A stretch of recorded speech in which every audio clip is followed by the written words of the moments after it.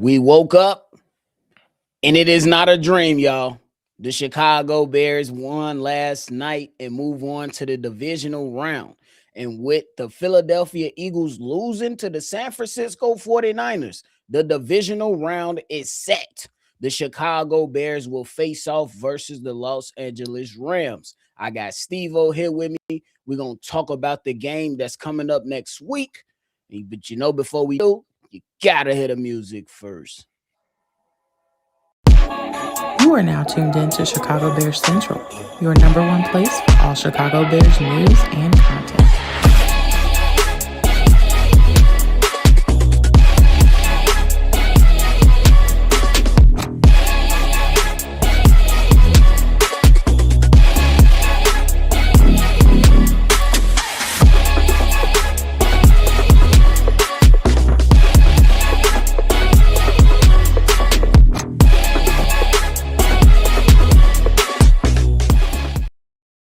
What's going on, Chicago Bears fans? Welcome back into another episode of Chicago Bears Central, your number one spot for everything Chicago Bears. I'm Bobby, joined by Steve-O. So if y'all tuned in, still feeling lit after last night, man, hit that like button and subscribe to the channel, man. Look, y'all, I've been getting on my family nerves since 8 a.m. Eastern Standard Time. I can't believe it. I woke up. It was not a dream. We won, and we are moving on to the divisional round. Steve-O, how you feeling, bro? I'm just getting my voice back. I got a couple aches and pains because I was sitting here throwing and punching and rolling and pushing and shit. But at the end of the day, I'm as ecstatic as possible. My fucking football team is in the playoffs, and we got a legitimate chance to do something in this playoffs. So I'm lit. I've been lit all day. Where I went to church this morning, I was there for. You know, the last time you was there for Sunday school, nigga. I was there for Sunday school, nigga. I had to get Lord some praise, bro. But no, bro. Bro, I'm good, bro. I'm great. I'm kind of just locked in. Like I'm happy. I'm kind of over it now. It's on to the next one. It's time to focus on these Rams. For sure. It's definitely time to focus on the Rams. This is, to me, man, it's like to wake up this, bro, like this morning, I was still hungover. Let's go. My wife hopped out the bed after I finished cooking breakfast. She's like, I heard your ass this morning. You couldn't hide it. I heard you saying, let's go. You know your ass was in that motherfucker tweeting. But hey, man, what a time to be alive. Me and you. Or me and mine. You talking man? Or you in that? Shout out to Pat the Design and them boys over there on the breeze, man. They did a hell of a job coming up with a nice little 10-minute video talking about what theme song the Chicago Bears should come out to. But hey, Steve-O, the Chicago Bears will now face the Los Angeles Rams in a divisional round. The Bears will be at home. This was the importance of getting the second seed. This is why I wanted the Chicago Bears to play in that last game versus Detroit to get that second seed, because if you win the game at home, you give yourself another chance to go out there and have a second home playoff game where we know these fans are going to be lit as fuck.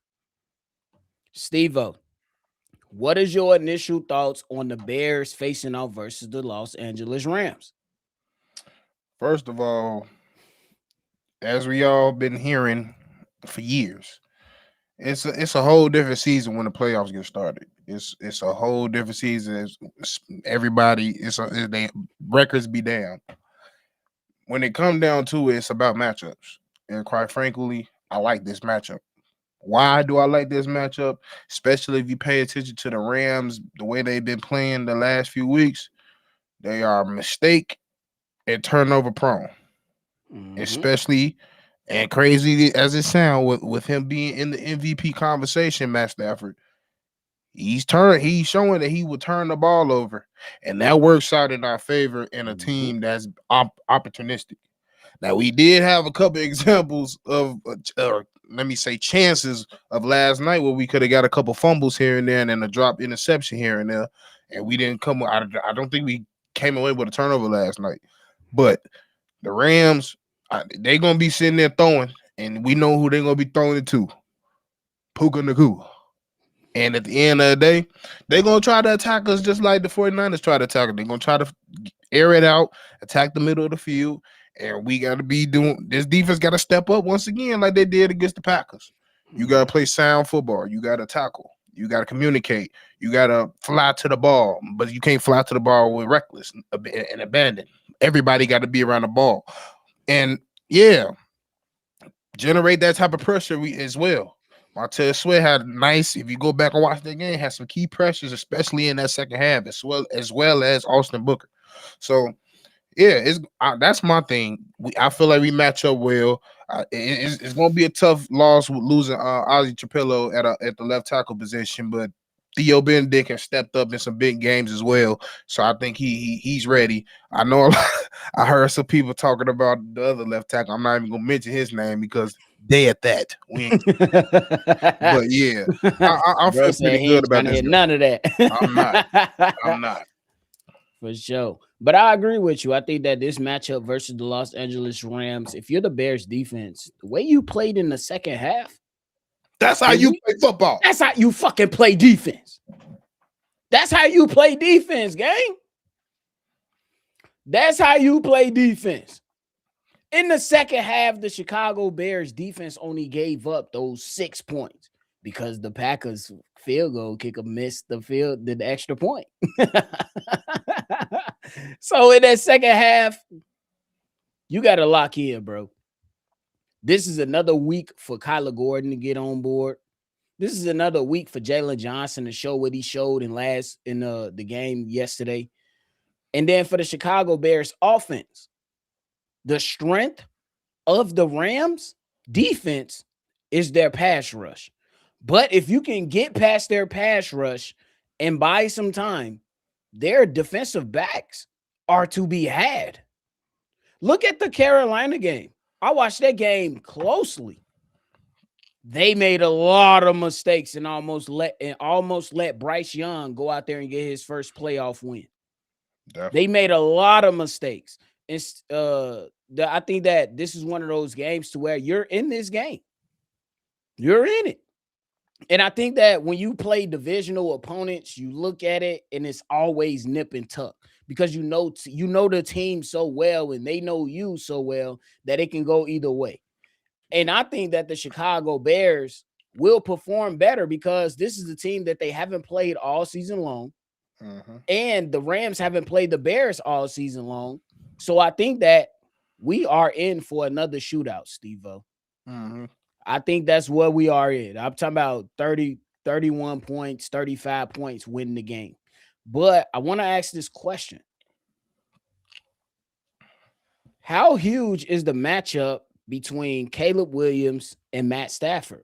Because when you listen to Caleb Williams, some of his favorite quarterbacks that he mentioned was Aaron Rodgers. He missed out an opportunity to play him because Aaron Rodgers was injured. And he listed Matthew Stafford. So how important is this matchup between Caleb Williams and Matthew Stafford? It's funny you say that because I was about to say they're a lot alike. Agreed. I just say the difference is Caleb just put a little bit more emphasis on protecting the ball. But they both go out there and make some throws that not many can make. They go out there and they're going to test the defense what they are. And quite frankly, it's going to go down to who makes the key throws and who don't make the key throws. That's it somewhat came down to it against the same thing with Jordan Love. And even then, like, you look on the stat sheet, he had 300. Jordan Love did 300 yards. 4 touchdowns, no interceptions. But when it came down to it, when he needed to make that play, he didn't make it. You look at Caleb, yeah, he had the same amount of yards, even more, 360, but them interceptions. And that it was like 20 to to 48 on the completion rate. But when it was time to make them key throws, he made them. It's gonna be the same thing when it comes down to this game against them two. Matthew go down there, and he gonna trust those two wide receivers because he got two of the best wide receivers in the game. So he gonna throw some balls that we just why is he throwing? Because he believe him.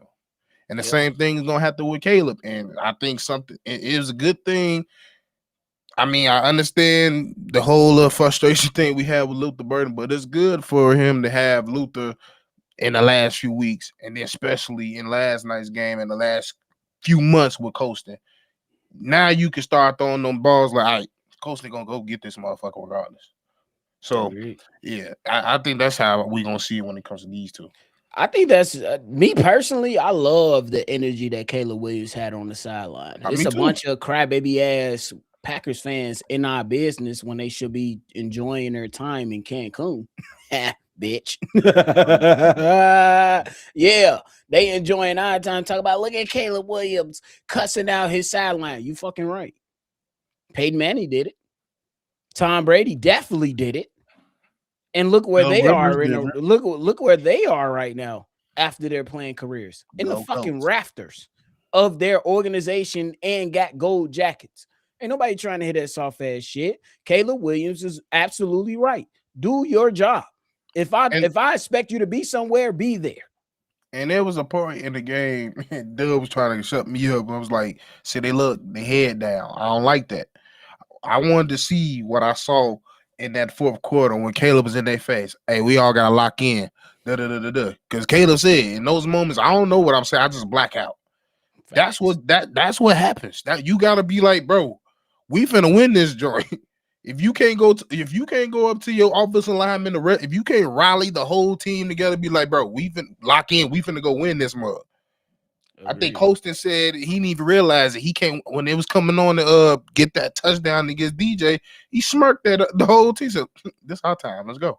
Let's fucking go." Caleb don't even remember him saying. He don't even remember himself saying, bro. It's a report that came out from a source that said that Caleb Williams at halftime said, "We are about to complete the greatest playoff comeback in Bears history." If you have that type of belief as a leader and you guys go out there and complete the job, you believe you can do anything. You believe you can do anything. And that's what I want. I want, like me and you, we talk football all the time. We break down the Bears. We break down a number of teams all throughout the league. Yep. And we always say the best quarterbacks have some type of arrogance to them. Or an asshole. Exactly. Like this is what we want. You know what I'm saying? Ain't none of that poo-poo soft stuff that we want in Chicago. We need a confident guy that's borderline arrogance and a borderline an asshole. And because we tried all the other ones. Exactly. We tried the nice guy. We tried Kyle Order. We tried the statuist. That was way overright to the motherfucking being an asshole and Jay Cutler. And we tried the, you know what I'm saying, the choir boy and Justin Fields. We tried all that. We even tried Kyle Orton, whatever the hell he was. Let's try a motherfucker that's gonna be confident but humble. But then sometime he tote the line and come to the podium and say, Green Bay said they wanted us and they got it. Bitch. It's that simple. It's like you said, like the players you just mentioned is some of his favorite quarterbacks. They think the same way. Facts. Aaron Rodgers ain't nice. No. He ain't never been nice. A lot of people hate him outside of his teammates. Exactly. He's the type that you want on his team, but hate when he's against you. Yep.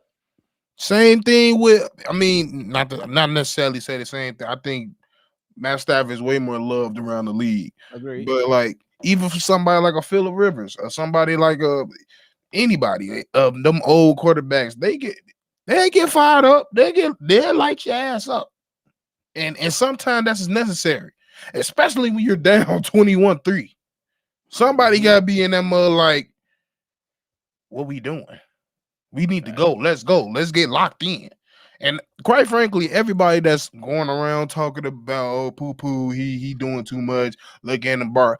You're just telling me you never played on no sports team in your life. Facts. It's just that simple. Agreed. Because it or if you did, y'all was ass. Agreed. Steve-O, next question. The Rams, they love to run 13 personnel. For my people that don't know what 13 personnel is, that's 3 tight ends, 1 running back. And they love that specifically in the red zone to open things up for their offense. Mm-hmm. What is going to be the major concern with that, and how do you defend 13 personnel, bro? A 3 tech. But we ain't got that. But I mean, honestly, the best thing you can do is gap discipline. 2, when you get there, end it. You can't give it. There's too many times where we have a play, especially we got a play to blow them up in the backfield, and we don't even touch them. Mm-hmm. When you get to that backfield, you have to bring them down. That's key number 2. Key number 3, you just gotta be more physical. Yep. That's the key things to be your 13 personnel, because 13 personnel is just nothing but physicality, angles, and pure willpower and scheming. It's that simple. If our D line ain't came, it's not realizing it's gonna be a dog fight. We gonna have to work real hard. It's gonna be one of those. It's gonna be one of them days where a Hall of Fame quarterback just pick you apart until you figure it out, or you just lose. Agree with you. I think that the number one thing is like to defending the 13 personnel, and then also to your earlier point, looking at both wide receivers and Puka Nacua and Devontae Adams, you got to be on your P's and Q's, bro. And I'm not Dennis Allen in that second half. That game plan was perfect. Because you stopped going to less. You went in the first half, you was going man blitz. In the second half, you went zone blitz. Go to the zone blitz, bro. If you're gonna blitz and send pressure on third down, it has to be zone blitz for the sake of these players that you have. You don't have the personnel out there and readily available to you to allow you to go man blitz. We gotta be ready. Steve-O, another point for the Rams. They average 30 points a game. So if the Chicago Bears want to do anything, you got to score 30. You got to match. Yeah. This is going down, Steve-O, and this is where I want to ask you the question. How big is the matchup with 2 masterminds at offense in Sean McVay and Benjamin Johnson? We call it, we going full name. I don't even know what bro real name. I hope that nigga name ain't Benedict. I really hope that I pray to God that nigga name ain't Benedict. But what about the matchup between Ben Johnson and Sean McVay?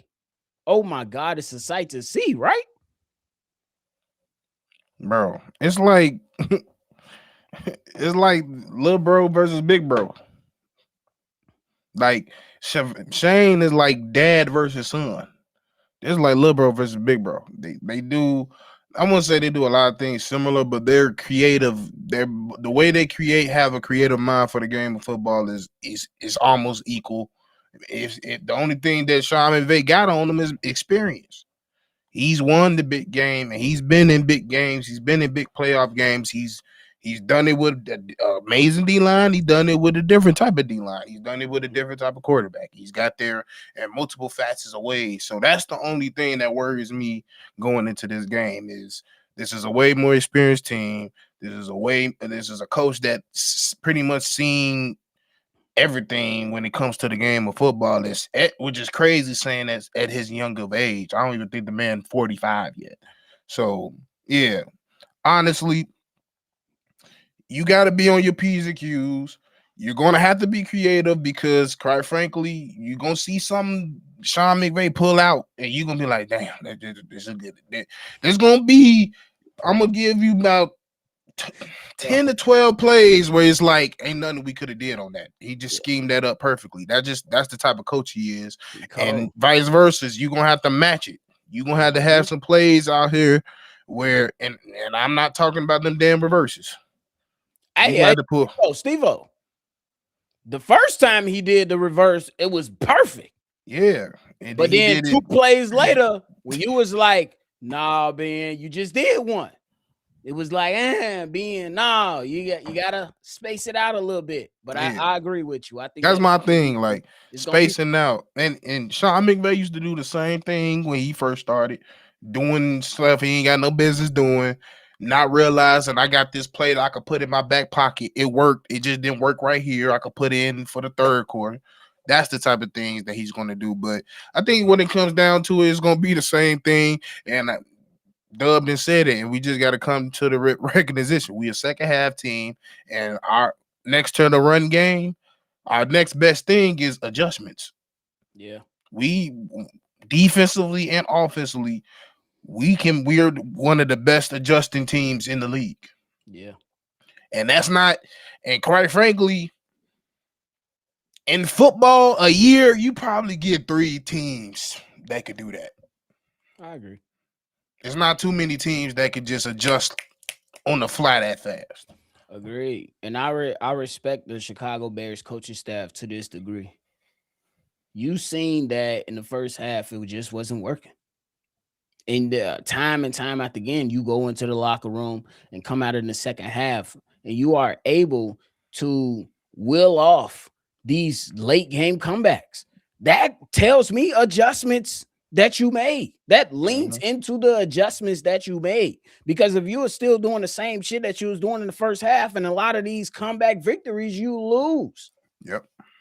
So it's one of those things to where I look at it and I'm just like, bro, at the end of the day, we wasn't supposed to be here, but we're here. So now take advantage of this opportunity simply because the Washington Commanders was in the NFC Championship game last year. Where are they now? Home. Didn't even touch the playoffs. You can't guarantee a playoff appearance every single year, bro. You have to go all in. Yep. You have to go all in.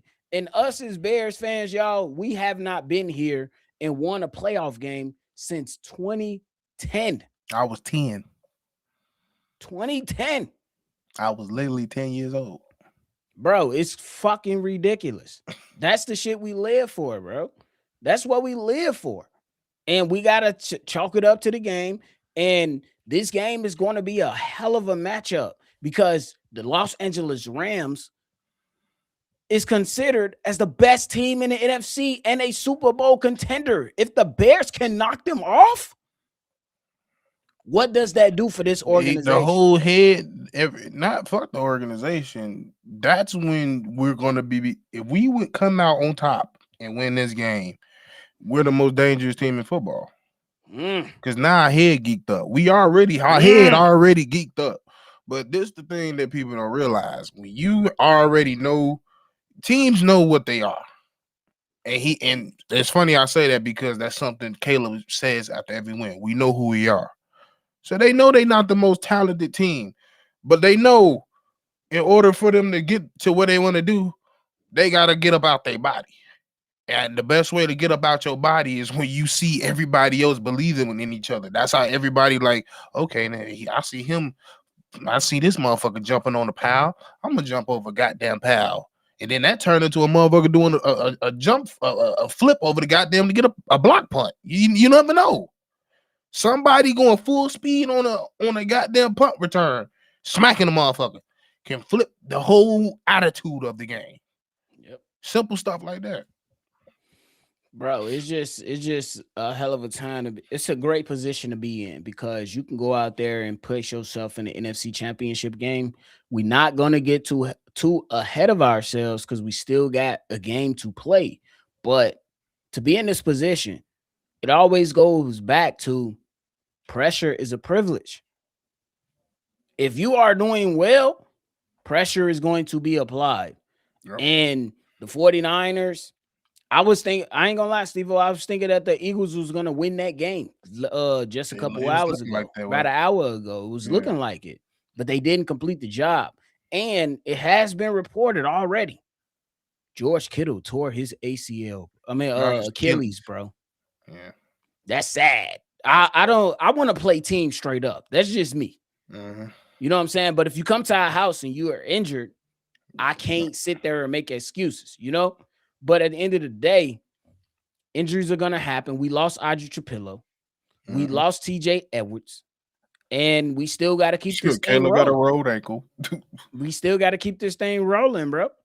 As long as we can keep it rolling, we got to keep it rolling, bro. That's just what it is. Ladies and gentlemen, I seen a couple y'all in the chat asking what day is the game. That will be announced later tonight. We still don't have any clue, but we do know that the Bears will be facing off versus the Los Angeles Rams. That's all we know as of right now. Miss Taylor, you was 35 10 years ago. I ain't gonna lie. You don't look 35. I ain't gonna lie, Miss Taylor. Doing something good. What they found the youth at the crib? You what the fuck? You gotta share that. Cause it's a couple more, it's a couple heifers out here that's 12 that look like they 30. I ain't gonna, bro. You should see some of these kids at my school. I be like, as y'all can see, my voice is still fucked up. Bro, I'm saying I got this one girl in my school. Her ass look like she can whoop my ass. That's crazy, bro. You a big mofo. You tall, a big mofo. Scares me, nigga.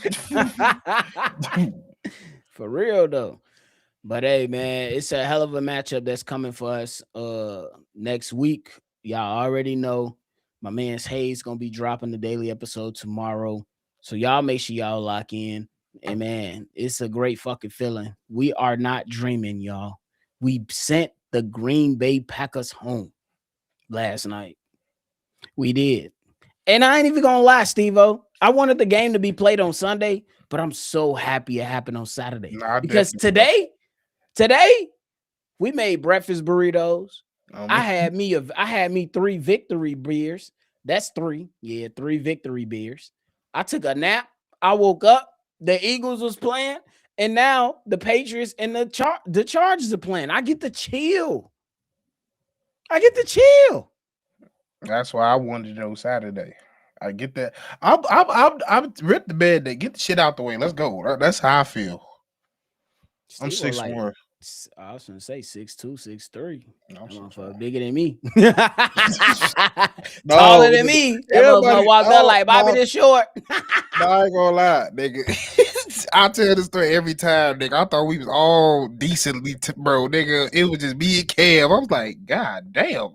Everybody else short as hell.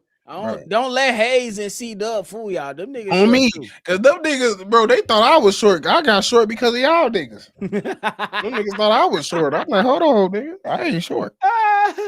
Hey, bull. Man, today was great. I woke up. Today I did good.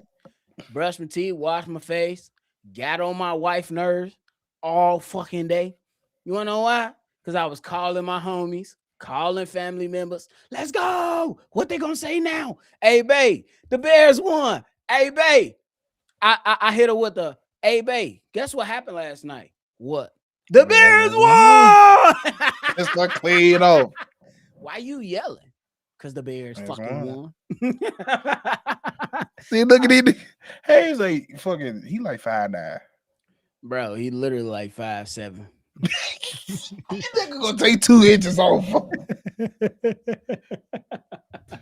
Wait, Hayes short? And Hayes and Dub the same size, but they argue like one of them taller than each other.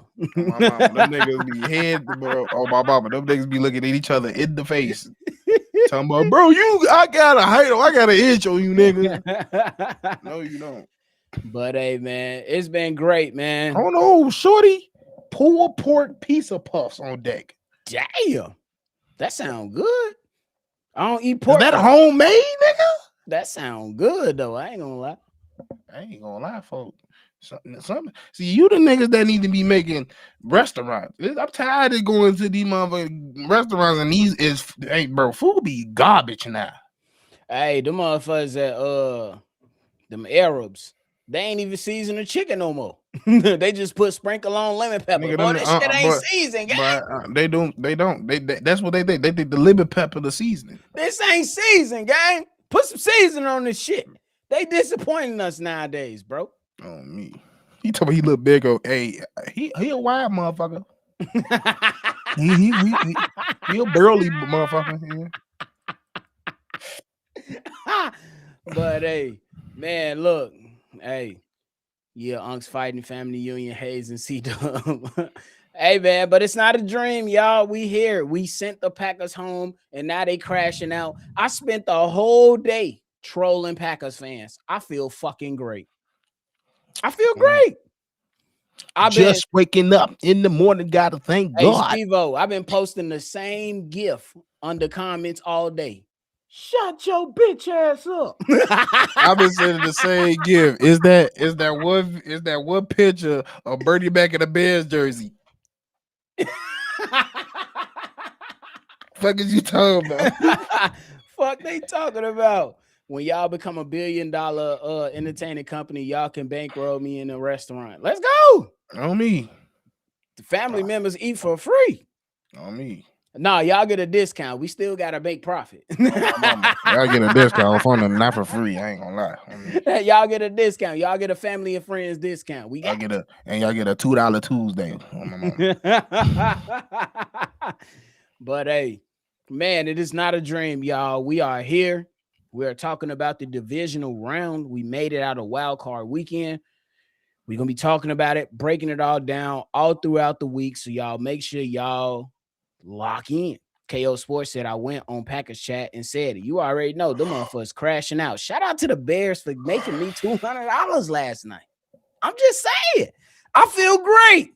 The Bears win. I make money. It's a good ass day.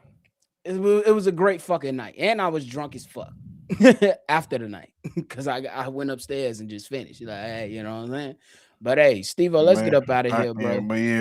That's all I gotta say is just make sure y'all. I understand y'all tired of the chest pains and shit. Just make sure you got yourself a tray 5 in that fourth quarter, because I ain't gonna lie, that's what's gonna happen. Like at the end of the day, just get your pills, get your medicine, get whatever you need, your shots, your whatever. I ain't gonna lie, I'm finna order me a stress ball. Because the way I was shaking, y'all didn't see it, but I was nervous than a motherfucker last night. I ain't gonna lie to you. Bro, I was watching the game like this. Bro, I couldn't believe it. I threw my head about 4 times yesterday. Bro, I know. But hey, man, that is it from us tonight, man. Y'all enjoy the last game of Sunday night's football. We still have tonight's game, and then we have a game tomorrow night. And I'm pretty sure between tonight and tomorrow night, we'll be finding out what day the Chicago Bears will be playing. But hey, man, y'all know we're going to give y'all that news once it comes and once it arrives, because we the number 1 spot, bro. That's it. We appreciate y'all, man. Make sure y'all always love the Chicago Bears. Hit the like button, subscribe to the channel, hit that noti bell as well. If you want to call in and be a part of the mailbag, the number to do so is 773-242-9336. Brandy says, Bobby, Bears got to watch Puka Nacua, Devontae Adams slow because his hamstring injury. We'll see what happens. The Bears still got to match up regardless, because Devontae Adams had himself a game Saturday. Mm-hmm. So we'll see what happens, man. But that is it. We appreciate y'all. Chi-Town up and bet down, baby.